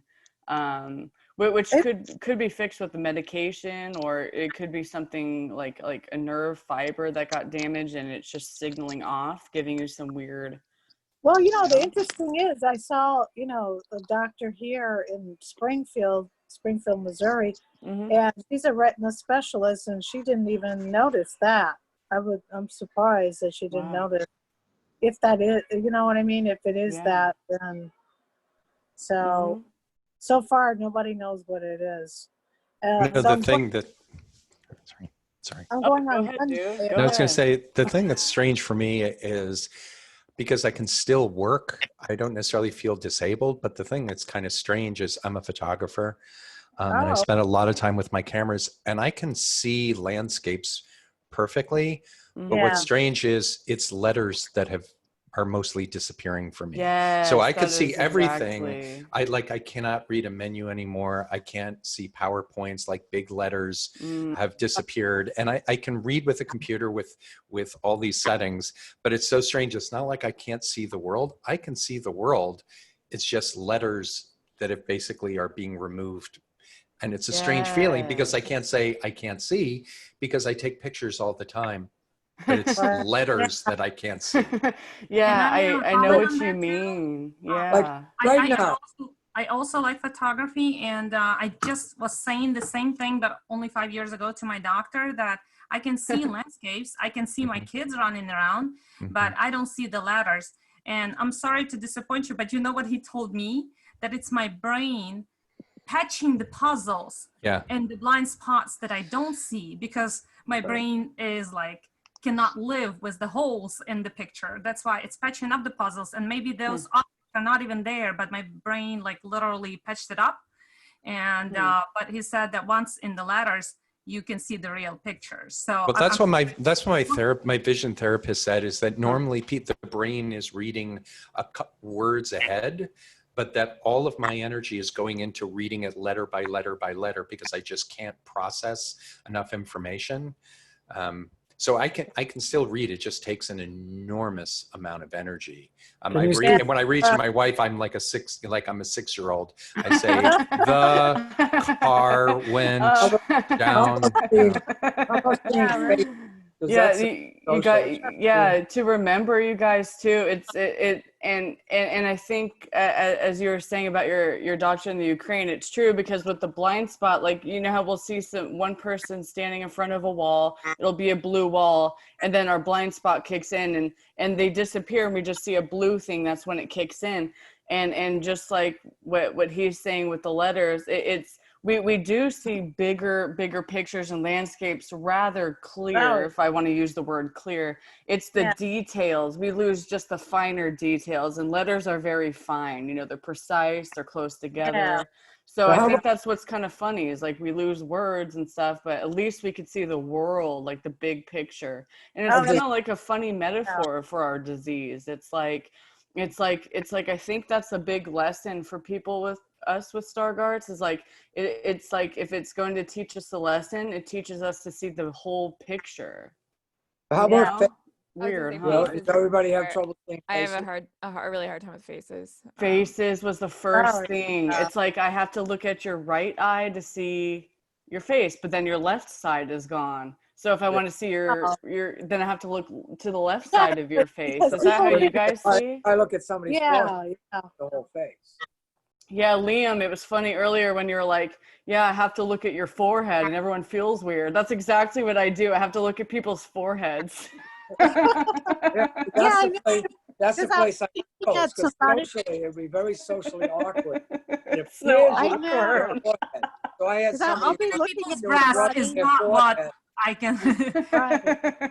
I'll be looking at somebody, and I'm looking at their one eye, or their, like their cheek, something like that, and they're like, and I know they're thinking, why are people staring at my cheek? Is there something? Yeah, it's so much less awkward looking at people wearing sunglasses. Because I like just something in my teeth. Most of you are using a laptop right now, or a desktop computer. I'm using a little laptop. Okay, because I'm using an iPad. I have, cool, including myself, there are 9 pictures on the screen. Oh, I got 4. Yeah. Okay, because if I look at any particular one, they're not there. I can see the person next to them and up and above and below. Yeah. But what I'm curious was, when I was early on in the call, I don't know who it was, said, Liam, do you want to introduce yourself? Could you actually read my name as small as that print is? I could see Liam, but not the last name. And then if I look at your last name, I can't see your first name.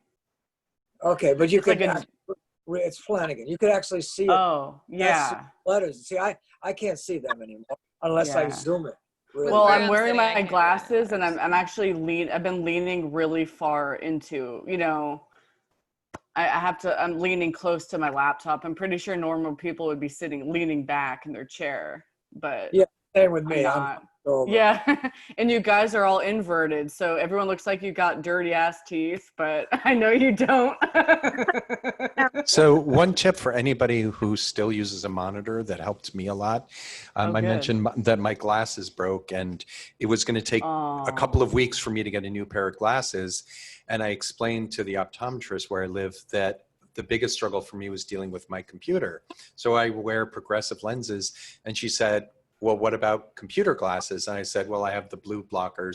She goes, no, I mean a pair of reading glasses that are nothing. They are a single vision built specifically for you to stare at a screen an arm's length away. And so she got, within an hour, she got me a pair of lenses that were built specifically only to look at computer monitors. They're magnified. And it was like the world changed for me because I had this big pair of glasses. I just swapped them out with the computer that are built only to look at a computer. Wow. And it changed my life. I didn't even know they had that. Yeah, it's just a matter, it's like a reader, but instead of a reader, you're not staring right in front of you. It's like reading glasses built for 3 feet away. Oh, wow. That's actually really, do you notice less eye strain? Yeah, a lot, but I can't read my phone with them. That's the whole thing, is they are built specifically for a period for 3 feet away. So like if I wanted to look at my phone right now, it wouldn't work. Yeah. But they are single tasks just for the computer for me. And like I said, this has made it's like a little tip that has made my life easier. And then if I'm going to look at my phone or if I'm going to try to see something close to me, I have to change glasses. So I'm changing glasses constantly, but I'm happy to do it. So it isn't necessary for a computer, but something that's 3 feet away. Let's say it's for distance. Yeah. A sign that had certain size letters, you could read that, or anything that's about 3 feet away. Better. I mean, for me, the trickies I can read, but like, somebody's pointing out, my brain is filling in the blanks. Everything is everything is dappled and floating. And so I'm still able to like guess what the letter is, but everything I'm reading, I'm guessing for the most part. Yeah. At least we were all smart before this happened. Well, something people you would do well on Wheel of Fortune. Oh my God, I know. They should just have a Stargardt season. Hey, We'd folks, be I'm balling. gonna hop off. I didn't know this was going this Oh long. no. Another call to get on to. But hey, this is quite an experience to actually be talking to a whole group of Stargardt people. Yeah, you were great. You were making me laugh for a while too. You're great. All right, take care. Bye. Bye. Now's probably a good time to jump into. I just want to let y'all know we're coming up to the end of the session. This has been some really great conversation. We have about 5 minutes left. So, Ms. Wells, I see you raising your hand. Did you have something you wanted to add? I have one question that I really, really wanted to ask of everybody.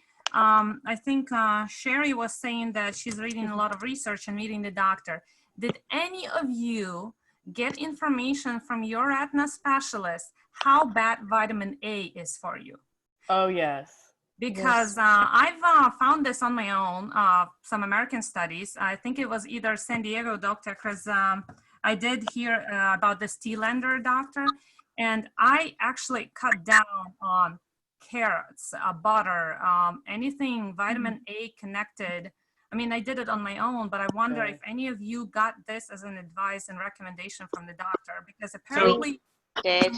Yeah, I mean, I don't know if you guys know, so we were told that cut out vitamin A as much as possible, so we have cut that out of my brother's diet. Although in Southampton University, there's a clinical trial going on at the moment which suppresses vitamin A. So we're actually looking into enrolling that, and what that does, instead of building up those toxins, it's trying to get that out your system. It's not a cure at all, but it's a case of mitigating that buildup of toxins, and that is due to vitamin A. The only advice that we really got was just cut it out your diet. It doesn't make too much of an impact, but we've kind of gone the extreme, stop eating tomatoes, carrots, excess cheese, you know, and I don't know if that's necessary, but I think at the moment we rather cut it out. Yeah, so early in our son's, after he was diagnosed, well, they definitely, the studies all say take away supplements, vitamin A supplements. We were also, some people have said, hey, yes, less vitamin A normally. So he avoids things with lots and lots of vitamin A. But at one point we were going a little more severe than that and tracking very closely. Now you're supposed to have 700 micrograms or whatever per day. There's some amount per day depending on how old you are. So he also had some migraines around the time. So I'm not sure if we pushed it too far or what, but I haven't found conclusive studies yet that say, you know, don't eat it. You want to just stay away from the additives and things like that. But right. I was just part of a clinical trial that was doing the study of the vitamin A, and they were looking at the different forms of vitamin A, that some of them are clean burning and some of them are dirty burning. And they did this study, so they found that natural vegetables, where it occurred naturally, that vitamin A was very clean burning, kind of like unleaded gasoline, and forms of vitamin A that are like in multivitamins or in fortified milk products and cheeses and things like that contained a dirtier leaded gasoline, that makes sense. vitamin A. And so they're trying to tell us to avoid fortified foods that have vitamin A added.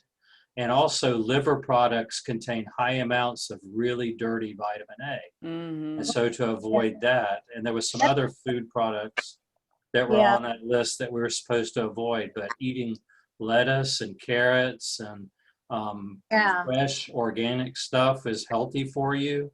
Any kind of processed food where it looks like a chemical instead of like something you would grow on a farm, to try to avoid. And it's hard finding cheese that doesn't have vitamin A added in it, because almost all dairy is fortified. Bread is fortified. So you have to kind of look and watch and make sure that what you're eating is clean. And the study makes sense, because you don't want to add a dirty form of vitamin A, because that's fuel for your photoreceptors. You want to use the cleanest burning stuff because you need it to see. So you want the clean stuff. And that's what the clinical trial was all about. That's true. Yeah, because you want to get it to milk cycle and butter? What did they say about milk and butter? Milk and butter, if it's been pasteurized and homogenized, a lot of times you'll see that vitamin A and D have been added into it. Some, like almond milk and stuff like that, they've added it. But if you look, you'll find some products where they have not fortified it. So you could just look and have somebody that goes shopping with you that can read that label to see if it's been fortified. Do they say anything about egg yolks?